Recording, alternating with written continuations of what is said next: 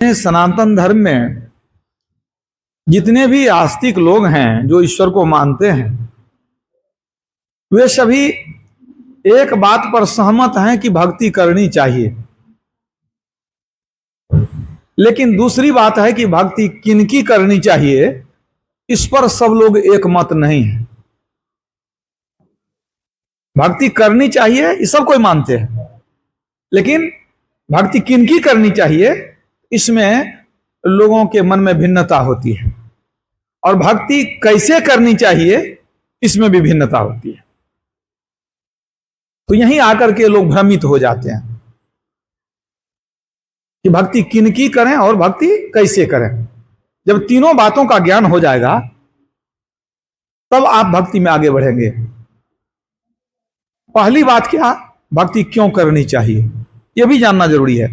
भक्ति करनी चाहिए ये तो मान लेते हैं लोग, लेकिन यदि पूछ दें भक्ति क्यों करनी चाहिए, लोगों को ठीक से पता नहीं है।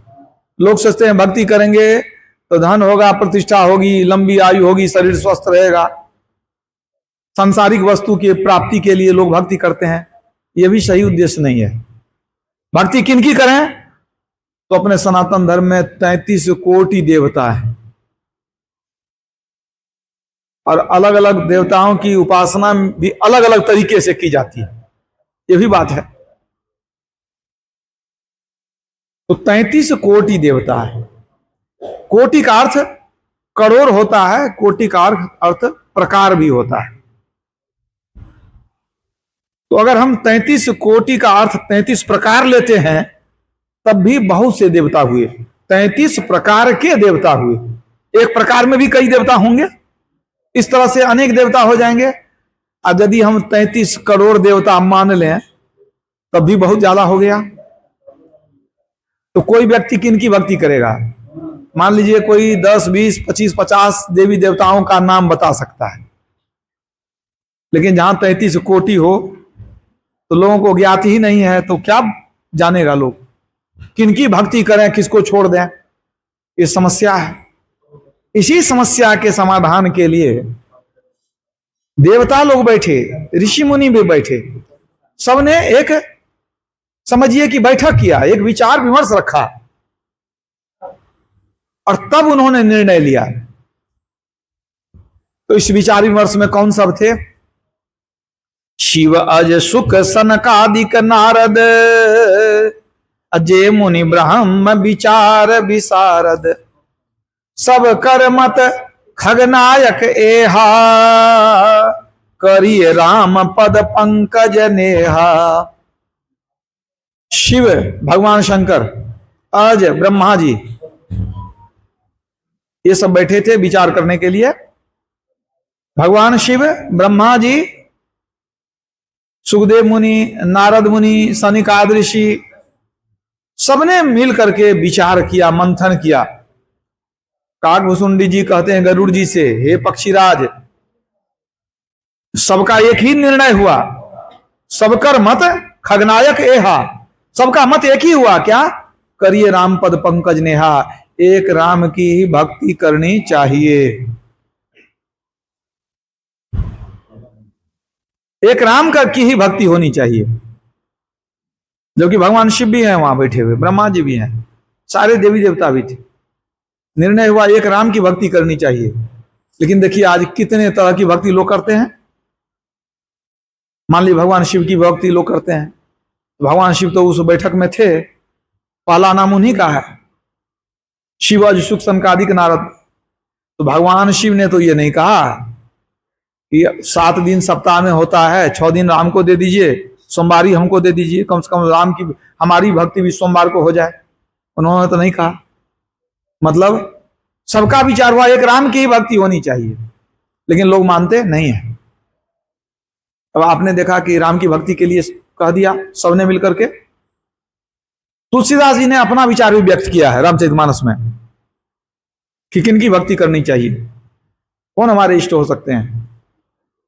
नर विविध कर्म अधर्म बहुमत, शोक प्रद सब त्यागहु, विश्वास करि कह दास तुलसी, राम पद अनुरागहु। विश्वास करके एक राम के चरणों में ही प्रेम कर लेना चाहिए, तुलसीदास जी ने अपना विचार दिया।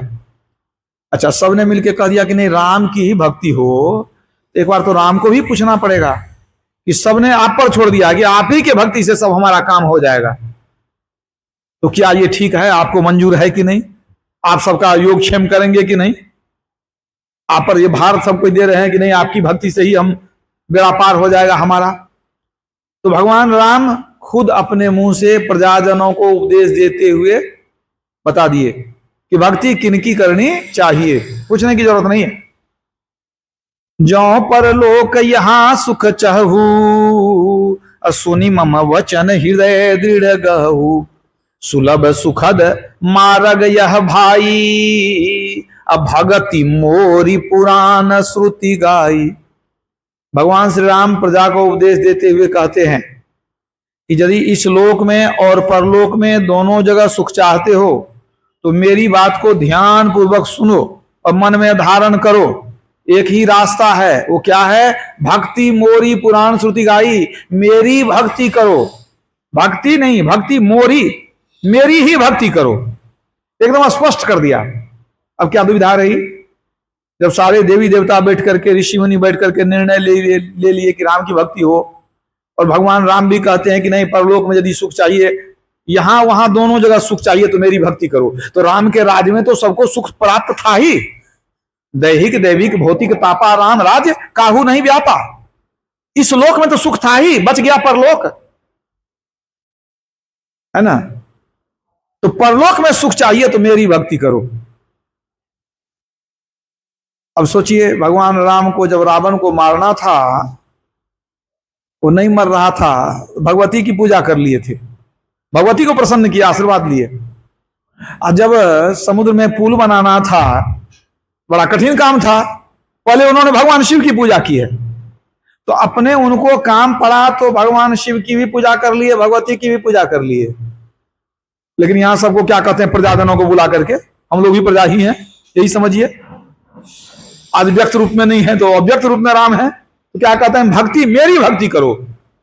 अब आपके मन में होगा कि ऐसा क्यों? जब आपने तो उनको काम पड़ा तो भगवान शिव की भक्ति कर लिए, दुर्गा जी की भक्ति कर लिए, यहां कहते हैं मेरी भक्ति करो। इसके पीछे आप यदि सोचेंगे तो कुछ तर्क मिल जाएगा। क्या? जैसा रोग वैसा इलाज। समुद्र में पुल बनाना था, भगवान शिव को प्रसन्न कर लिए। रावण को मारना था, भगवती को प्रसन्न कर लिए, कृपा हुई, काम हो गया। लेकिन यहां भगवान क्या कहते हैं? यदि परलोक में सुख चाहिए, या तो कारण दूसरा है ना, कारण है परलोक में सुख चाहिए, यानी कौन सुख? मोक्ष सुख। क्योंकि स्वर्ग सुख के लिए उन्होंने मना कर दिया, स्वर्गौ स्वल्प अंत दुखदाई, स्वर्ग का सुख थोड़ा है, अंत में दुख होता है। तो बच गया एक मोक्ष सुख। तो वो उनका क्या संकेत है कि यदि परलोक में मोक्ष चाहिए तो मेरी भक्ति करो। मतलब जैसा रोग वैसा इलाज। अगर मुक्ति चाहिए तो आपको राम की भक्ति करनी पड़ेगी, ये तो स्पष्ट हो गया। रामचरितमानस में और भी स्पष्ट लिख दिया गया है कि ये जो मनुष्य शरीर मिला है वास्तव में राम की भक्ति करने के लिए ही मिला है।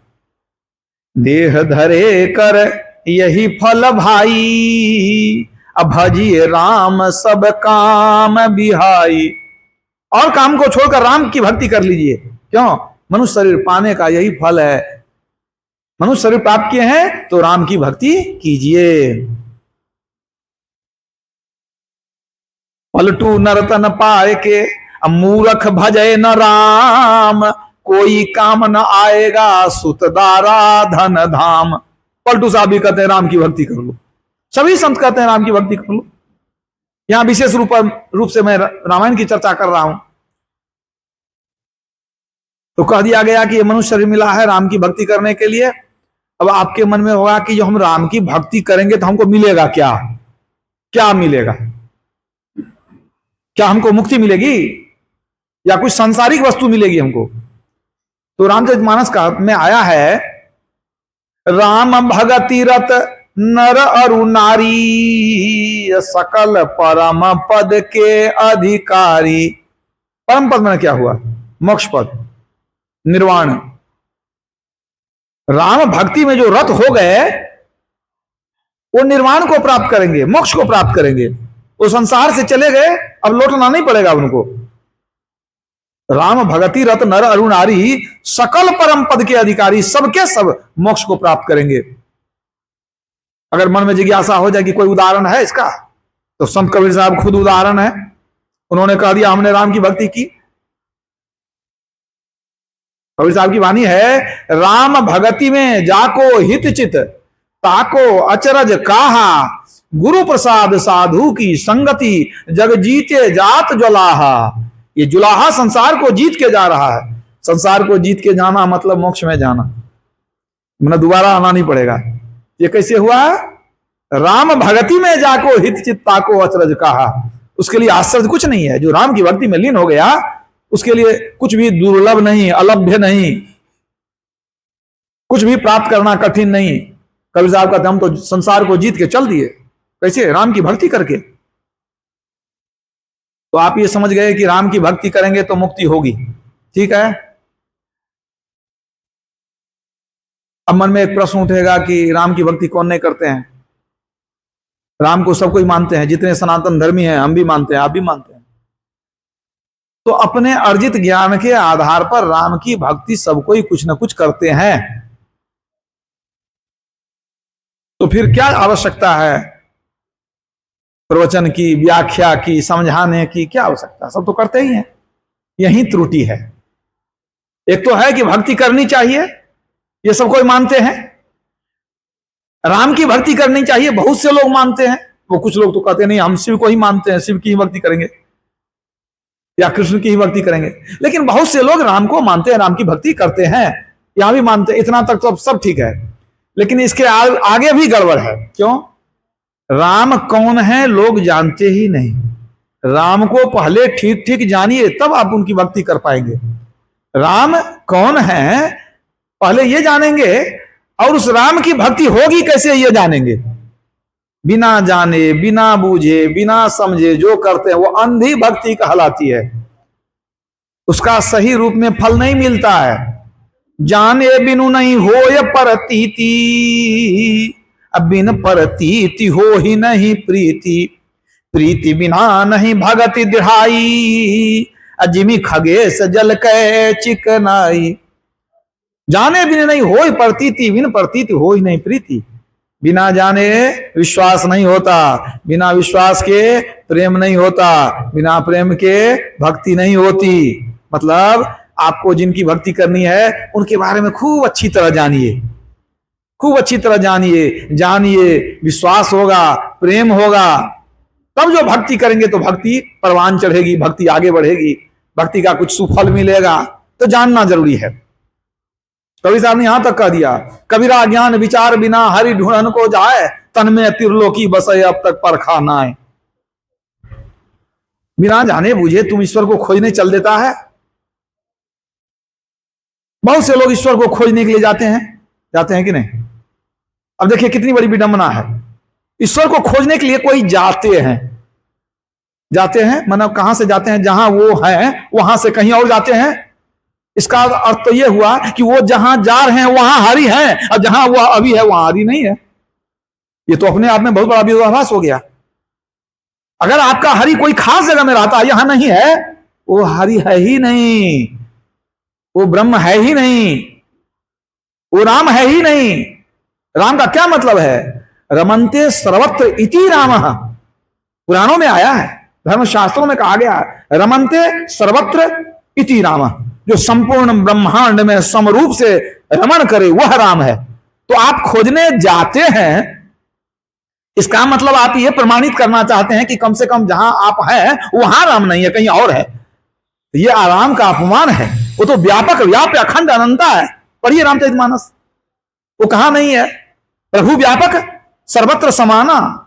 तो खोजने कहां जाएंगे आप जहां हैं वहां राम नहीं है। ये राम का अपमान है। राम का मतलब यह है कि राम सब जगह रहते हैं। इस पर तुलसीदास जी ने बड़ा सुंदर एक सूत्र दिया है, प्रसंग बस वो भी सुना देता हूं। राम कहां नहीं है आप जांच करके देख लीजिए, राम कहां है कहां नहीं है।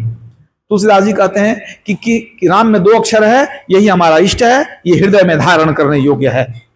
2 अक्षर का राम, ये कहां है कहां नहीं है, इसको जांचिए।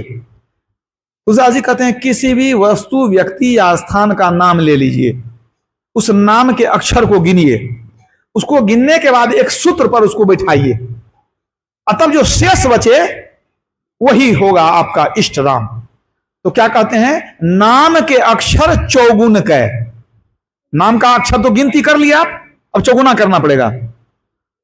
नाम के अक्षर चौगुन कै, पुनि 5 मिलाए के 2 गुण की जाए, 8 के भाग हरे तुलसी, शेष बचे उनमें धर ली जाए। अब इसको हम अच्छी तरह समझाता हूं मैं आपको कि सबसे पहले हम ये देखेंगे कि मंदिर में राम है कि नहीं। मानिए मंदिर में 3 अक्षर, 3 अक्षर का मंदिर मानिए, तो नाम के अक्षर चौगुन कै, 3 चौका 12, अब 5 मिलाए के 2 गुण की जाए, 12 में 5 मिलाएंगे 17, 17 को 2 गुण, 17 दूना 34, कहते हैं 8 का भाग दीजिए, शेष देखिए कितना बचता है। 34 में 8 का भाग देंगे तो 8 चौको 32, कितना बचा, 2 बचा। ये 2 क्या है, ये तो राम है।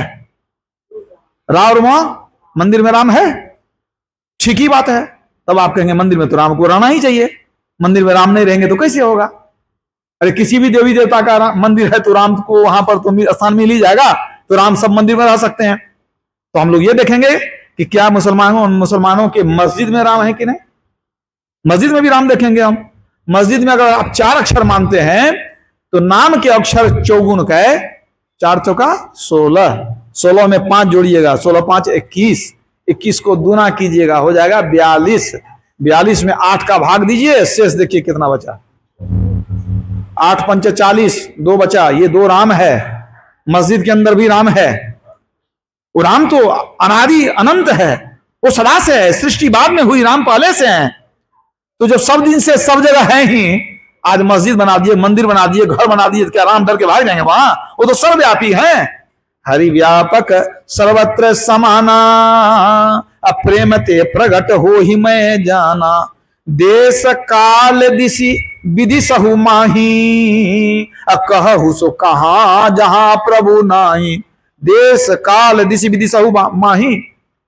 इस देश में, परदेश में, इस काल में, दूसरे समय में ऐसा कौन सा काल है, स्थान है जहां राम नहीं है। राम सब जगह है। तो आपने देखा मस्जिद में राम। अब एक जगह देख लेते हैं एक बार कि गिरजाघर में राम है कि नहीं। गिरजाघर में 5 अक्षर मानिए, नाम के अक्षर चौगुन का है, 5 चौका 20, 20 5 25, 25 ना 50।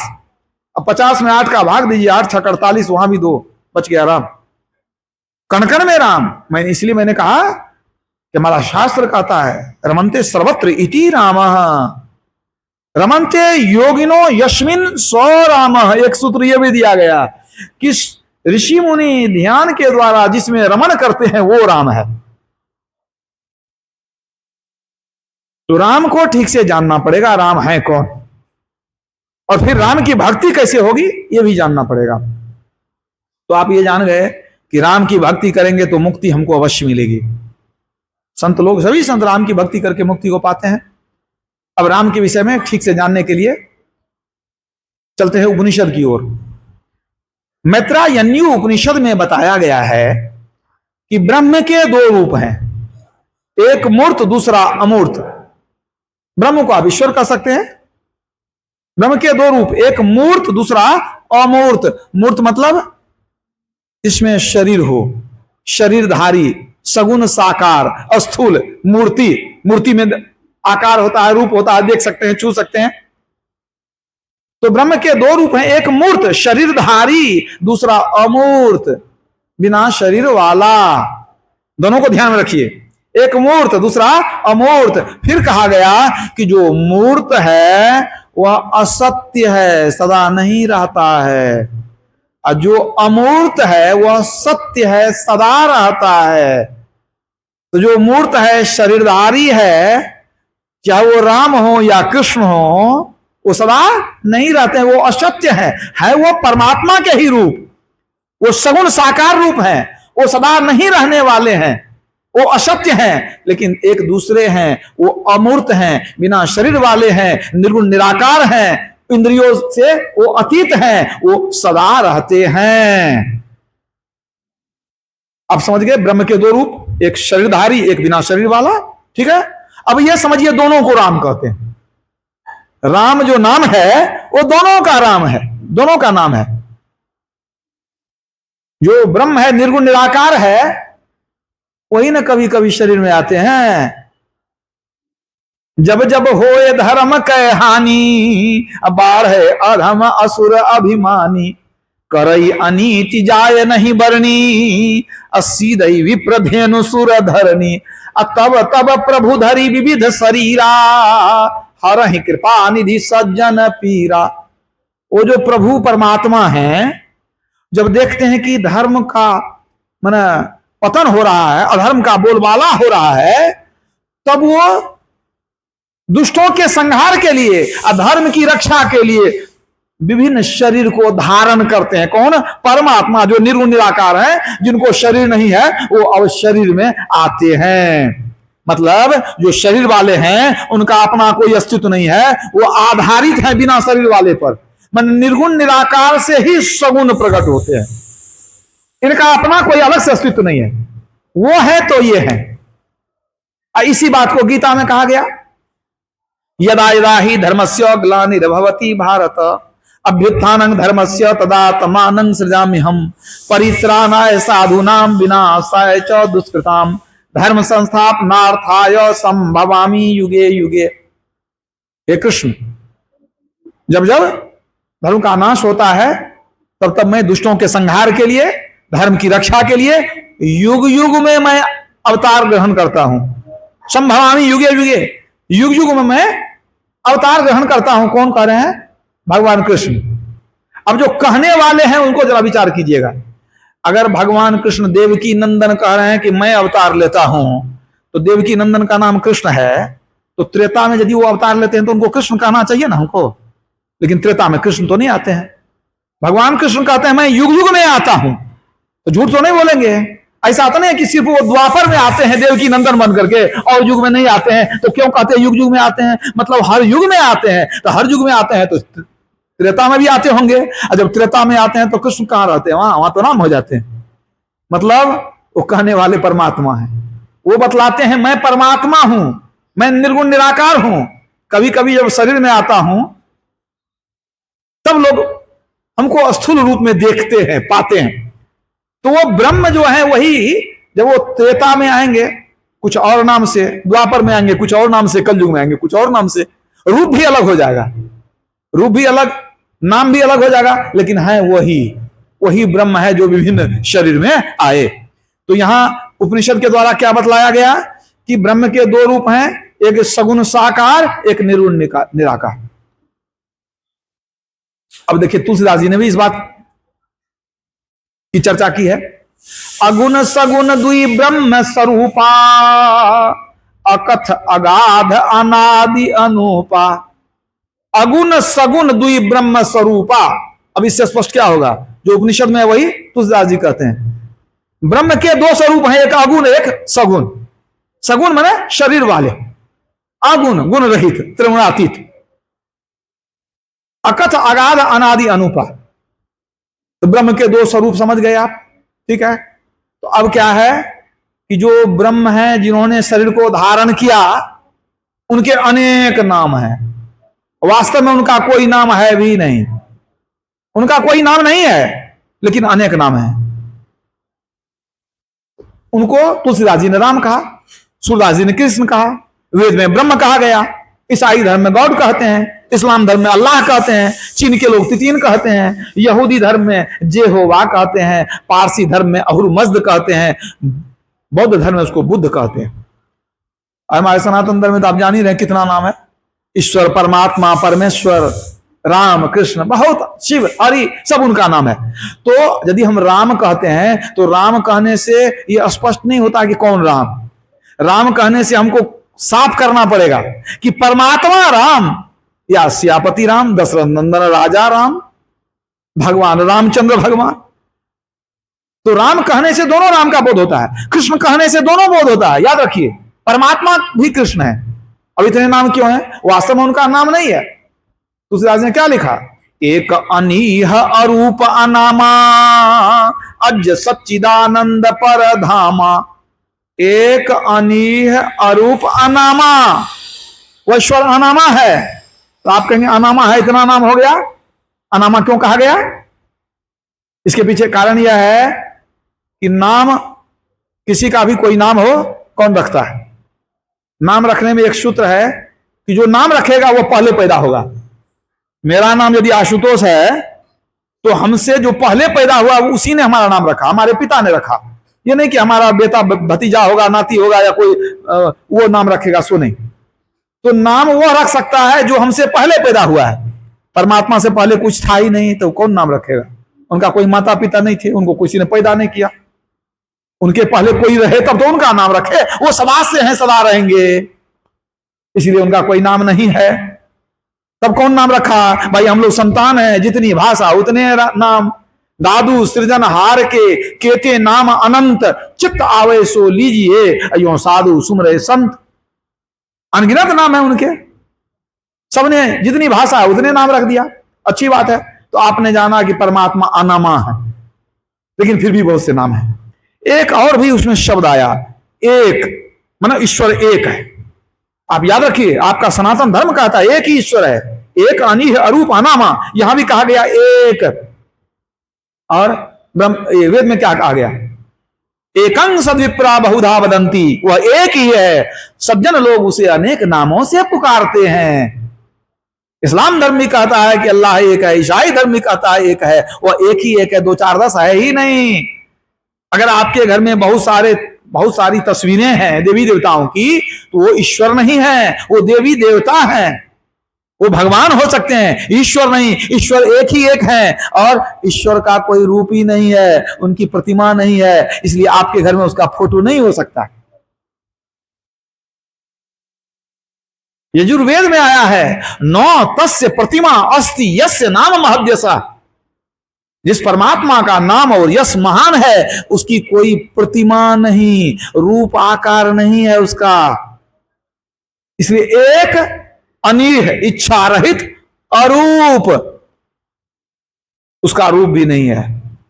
अब आपके मन में होगा वही परमात्मा तो राम बन के आते हैं, कृष्ण बन के आते हैं। तो जो राम बने हैं, तो राम का रूप परमात्मा का रूप हुआ कि नहीं हुआ? कोई कहेंगे कृष्ण का रूप परमात्मा का रूप हुआ कि नहीं? नरसिंह अवतार है, कच्छप अवतार है कि नहीं? अनेक अवतार है, कल्कि अवतार भी होगा। तो आपके मन में होगा नहीं नहीं, ये जो रूप है सो परमात्मा का रूप है। कोई आपको पूछे परमात्मा का रूप कैसा है, तो आप उनको राम का फोटो दिखा दीजिए, ऐसा है। आपको आपकी दिल गवाही देगी कि ये सही बात है, क्योंकि वो जो फोटो है, वो फोटो कहां से आया आपका? बाजार में 10 राम का फोटो जो खरीदेंगे तो 10 तरह का मिलेगा। क्या एक ही व्यक्ति 10 तरह का हो सकता है? ये बताइए। मान लीजिए कि अरुण गोविल ने रामायण सीरियल में एक्टिंग किया था, उनकी तस्वीरें बिकती है, आपके घर में वही तस्वीर है, तो कहिएगा राम ऐसा होता है, या सही हो सकता है? सही नहीं होगा, है कि नहीं? कृष्ण को भी लोग, उनका जो वर्णन किया गया है उसके आधार पर लोग अपने मन से बनाते हैं। जितने कलाकार बनेंगे उतना रूप हो जाएगा, है ना? तो यहां कहा गया अरूप। आप कहेंगे ठीक है कि रूप उनका सही मैंने कोई नहीं बना सकेगा, लेकिन रूप तो हुआ ना। जैसा राम का रूप है वो परमात्मा का रूप हुआ। मान लीजिए सही नहीं है, लेकिन राम का रूप तो परमात्मा का रूप हुआ। लेकिन याद रखिए, परमात्मा का रूप राम का रूप नहीं हुआ। कैसे? अब उसको भी समझ लीजिए। बहुत छोटा सा उदाहरण देकर समझाता हूं। आपके पास मान लीजिए एक फुटबॉल है जिसमें हवा नहीं है, एक लंबा बैलून है उसमें हवा नहीं है, दोनों आपके पास है। कोई व्यक्ति आपके सामने बैठा है, उसके सामने में आप फुटबॉल में हवा भरिए, वो जो दबा हुआ है फूल करके पूरा गोल हो जाएगा। और एक लंबा बैलून है उसमें हवा भरिए, भरते भरते वो लंबा हो जाएगा। ठीक है? अब जो देख रहा है व्यक्ति, उसको पूछिए ये जो फुटबॉल है दबता नहीं है, इसके अंदर में क्या है? तो कहेगा हवा है। फिर उसको पूछिए कि ये जो बैलून है इसके अंदर क्या है? तो कहेगा हवा है। अब फिर उसको पूछिए कि ये फुटबॉल में आप कहते हैं कि इसके अंदर हवा है, आप ये बताइए इसमें जो हवा है उसका क्या आकार है? तो क्या कहेगा? ये जो हवा है इसमें गोलाकार है। ठीक है कि नहीं? अब उसको रख दीजिए। अब फिर बैलून उठाइए, उसको पूछिए कि इसमें भी हवा है, आपने कहा, तो इसमें जो हवा है वो उसका क्या आकार है? तो कहेगा हवा इसमें जो है वो लंबाकार है ना? अब दोनों को रख दीजिए नीचे। अब उसको पूछिए अच्छा, अब हमको दोनों को हटा दिए, अब हमको ये बताइए कि हवा गोलाकार होती है कि लंबाकार होती है? क्या कहेगा वो व्यक्ति? उसका कोई आकार तो होता नहीं है। जब हम फुटबॉल में दिए तो गोल हो गया, और जब हम बैलून में दिए तो लंबाकार हो गया, और यदि हम साइकिल के ट्यूब में भर दें चक्राकार हो जाएगा। लेकिन हवा न चक्राकार होती है, न गोलाकार, न लंबाकार। तो परमात्मा उसी तरह राम बन करके भी आते हैं, कृष्ण बन करके भी आते हैं, लेकिन वो न राम के तरह है न कृष्ण के तरह है, वो अपने ही तरह है, उनमें कोई रूप ही नहीं है। बात समझ में आई? यही हो गया क्या? एक, अनीह, अरूप, अनामा। तो ईश्वर के दोनों रूप हैं। तो जो सदा रहते हैं वो सत्य है, ब्रह्म वो सदा है, सत्य है। तो जो सदा है, सत्य है, उनको न पकड़िएगा। और जो आज है नहीं उनको कहां पकड़िएगा? आज पकड़िएगा तो क्या फोटो को पकड़िएगा आप? तो आपको लगता है कि फोटो की पूजा करने से, जो फोटो भी नकली है, उसकी भक्ति करने से क्या आपका कल्याण हो जाएगा, मोक्ष मिल जाएगा? नहीं होगा। कैसे नहीं होगा? तो आप समझते हैं, विचार करिएगा, पता चल जाएगा। तो आज कोई कृष्ण की भक्ति करते हैं तो कृष्ण का फोटो बाजार से लाए हैं, जो कि फोटो सही नहीं है। राम की भक्ति करते हैं तो राम की तस्वीर लाए हैं, वो भी सही नहीं है। और उसी भक्ति को करके, उसी तस्वीर की पूजा करके वो मुक्ति सोचते हैं मिल जाए।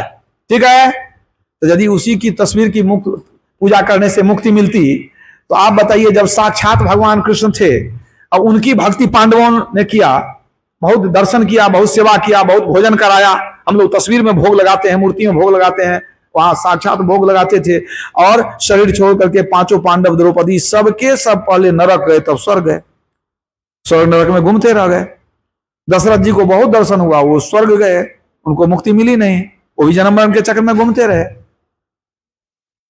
तब जब साक्षात स्व शरीर थे, तब उनके दर्शन से मुक्ति नहीं मिली किसी को, तब आज वो नकली तस्वीर से कैसे कल्याण होगा? तो आपको जीवन में चाहिए क्या? आप कहेंगे मुक्ति हमको नहीं चाहिए, हमको स्वर्ग चाहिए।